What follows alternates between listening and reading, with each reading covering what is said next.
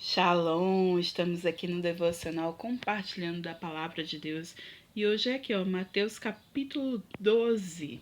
Antes de a gente começar essa leitura, eu quero te convidar para nós orarmos. Peço que você coloque a mão no seu coração, incline sua cabeça, feche seus olhos. Vamos orar.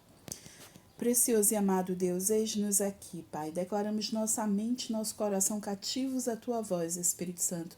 Somente Tu podes falar conosco, Pai. Nós repreendemos toda e qualquer outra voz. A voz do inimigo, da dúvida, do medo, da mentira, a nossa própria voz, Senhor. Nós queremos Te ouvir, Te obedecer. Fala conosco, ministra nosso coração. Ajuda-nos, Deus, a ter entendimento da Tua palavra, a ter discernimento espiritual. Nos enche hoje, Deus, de sabedoria em nome de Jesus. Amém? Glória a Deus. Então vamos aqui, capítulo 12, o Senhor do Sábado. Muita gente questiona, né, sobre o sábado. Uma das primeiras coisas que eu vou falar para você, antes mesmo da leitura, é que o calendário bíblico é um calendário judeu, né? E é diferente do nosso calendário. Nosso calendário é um calendário romano. Por exemplo, o ano judeu começa em meados de março para abril. Então, assim, começa o calendário judaico, né? E que é o mês de Nisan, e pra gente começa em janeiro. Então é diferente os meses, as semanas, né, os anos. Nós estamos no ano de 2022, não sei quando você está ouvindo isso, né? Inclusive estamos no final de 2022, chegando já em 2023. Mas o calendário judaico, eles já estão no ano 5000 tanto. Então, assim, é diferente. Então, a nossa semana começa na segunda-feira, né? Normalmente a gente fala que é da segunda, terça, quarta, quinta, sexta. Aí vem o final de semana, né? Sexta, sábado e domingo. O calendário judaico, ele começa no domingo. O primeiro dia da semana é o domingo. E o último dia é o sábado de descanso, né? E, na verdade, é mais para adoração a Deus, para ter intimidade com Deus, para buscar o Senhor. É o que a gente faz, quer dizer, é o que algumas pessoas fazem no domingo, né? Vão para a igreja no domingo. Então, assim, já tem essa diferença para você entender por que normalmente aqui a gente, tipo, não adora o sábado, né? Não para tudo no sábado e tal. Normalmente fazemos isso no domingo, né? A folga das pessoas é no domingo. Muitas pessoas vão à igreja no domingo, então já tem essa diferença de calendário. Mas vamos ver o que Jesus falou sobre isso. Então aqui está escrito assim: naquela ocasião, Jesus passou pelas lavouras de cereal no sábado. Seus discípulos estavam com fome e começaram a colher espigas para comê-las. E os fariseus, vendo aquilo, lhe disseram: olha, os teus discípulos estão fazendo o que não é permitido no sábado. E ele respondeu: vocês não leram o que fez Davi quando ele e seus companheiros estavam com fome? Ele entrou na casa de Deus e, junto com seus companheiros, comeu os pães da presença, o que não lhes era permitido fazer, mas apenas aos sacerdotes. Ou vocês não leram na lei que no sábado os sacerdotes no templo profanaram esse dia e, contudo, ficam sem culpa? Eu lhes digo que aqui está o que é maior do que o templo. Se vocês soubessem o que significam estas palavras, desejo misericórdia e não sacrifícios, não teriam condenado inocentes, pois o Filho do Homem é o Senhor do sábado. E saindo daquele lugar, dirigiu-se à sinagoga deles. E estava ali um homem com uma das mãos atrofiadas. Procurando motivo para acusar Jesus, eles lhes perguntaram: é permitido curar no sábado?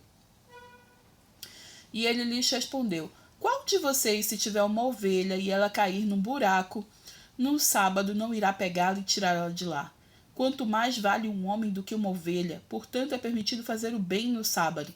Então ele disse ao homem: estenda a mão.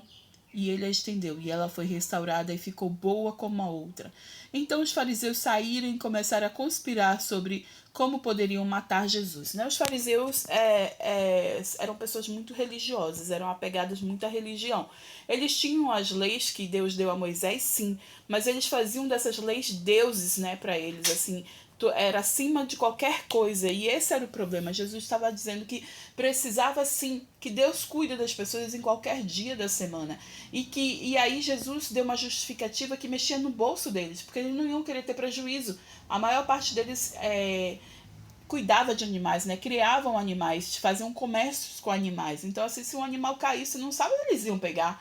E porque agora, hipocritamente, eles estavam falando que não era para colher, porque o pessoal estava com fome. E Jesus ainda fez mais além dessa explicação. Ele foi lá e curou, né? O cara da mão ressequida, da mão atrofiada, ele foi lá e curou, fez uma cura e disse sim. Deus, ele cuida de você nos detalhes e qualquer dia, ele se importa com você sim. Só que a religiosidade estava muito acima de qualquer outra coisa, né? Eles começaram a partir daí dizer, este com certeza não veio da parte de Deus, porque não cumpre as leis, porque está fazendo desordem e simplesmente agora nós vamos conspirar para matar. E foi realmente o que aconteceu, né? Uma conspiração e eles começaram a querer acusar Jesus de muitas coisas que inclusive não eram reais para matar Jesus. O servo escolhido de Deus, versículo 15. Sabendo disso, Jesus retirou-se daquele lugar. Muitos o seguiram, e ele curou todos os doentes que haviam entre eles, advertindo-os que não dissesse quem ele era. E isso aconteceu para se cumprir o que fora dito por meio do profeta Isaías. Eis o meu servo a quem escolhi, o meu amado, em quem tenho prazer. Porei sobre ele o meu espírito, e ele anunciará justiça às nações. Não discutirá nem gritará, ninguém ouvirá a sua voz nas ruas. Não quebrará o caniço rachado, não apagará o pavio fumegante, até que leve a vitória e a justiça em seu nome às nações. Porão sua esperança. Amém, né? A gente vê aqui Jesus, o servo escolhido de Deus. Versículo 22, acusação contra Jesus. Depois disso, levaram-lhe um endemoniado que era cego e mudo. E Jesus o curou, de modo que ele pôde falar e ver. E todo o povo ficou atônito e disse, não será este o filho de Davi? Mas quando os fariseus ouviram isso, disseram, é somente por Beelzebul, príncipe dos demônios, que ele expulsa demônios. Jesus, conhecendo seus pensamentos, disse-lhes, todo reino dividido contra si mesmo será arruinado, e toda cidade ou casa dividida contra si mesma não subsistirá. Se Satanás expulsa Satanás, está dividido contra si mesmo. Como então subsistirá seu reino? E se eu expulso demônios por Beelzebul, por quem expulsam os filhos de vocês? Por isso, eles mesmos serão juízes sobre vocês. Mas se é pelo Espírito de Deus que eu expulso demônios, então chegou a vocês o reino de Deus. Ou como alguém pode entrar na casa do homem forte e levar dali os seus bens sem antes amarrá-lo? Só então poderá roubar a casa dele. Aquele que não está comigo está contra mim, e aquele que comigo não ajunta, espalha. Por esse motivo eu lhes digo, todo pecado e blasfêmia serão perdoados aos homens, mas a blasfêmia contra o Espírito não será perdoada. Todo aquele que disser uma palavra contra o Filho do Homem será perdoado, mas quem falar contra o Espírito Santo não será perdoado, nem nesta era e nem a que há de vir. Considere uma árvore boa dá fruto bom, e uma árvore ruim dá fruto ruim, pois uma árvore conhecida por seu fruto. Raça de víboras, como podem vocês, que são maus, dizer coisas boas? Pois a boca fala do que está cheio o coração. O homem bom do seu bom tesouro tira coisas boas, e o homem mau do seu mau tesouro tira coisas más. Mas eu lhes digo que no dia do juízo os homens haverão de dar conta de toda palavra inútil que tiverem falado, pois por suas palavras vocês serão absolvidos, e por suas palavras serão condenados, né? A gente vê aqui a acusação contra Jesus, eles falando, tem muitas coisas que Jesus fala aqui, né? Sobre o reino dividido. Como é que pode, né? Ele está expulsando o nome de Satanás. Satanás, ele é muito astuto, ele é muito organizado, ele tem uma militância, né? Ele é um tipo uma organização militar. Ele é muito organizado, então assim, as coisas funcionam. As pessoas ficam ignorando ele e não pode ignorar não. Ele tem poder que nós mesmos damos a ele. Ele só não tem mais poder que o Senhor, né? Deus que é o Deus de vitórias, né? Jeová Sabaoth é o Senhor dos exércitos. Mas ele tem sim, e ele usa justamente o que a gente faz contra nós, né? Quando a gente dá legalidade. Vamos seguir aqui para finalizar. O sinal de Jonas. Então alguns dos fariseus, mestres da lei, lhes disseram, Mestre, queremos ver um sinal milagroso feito por ti.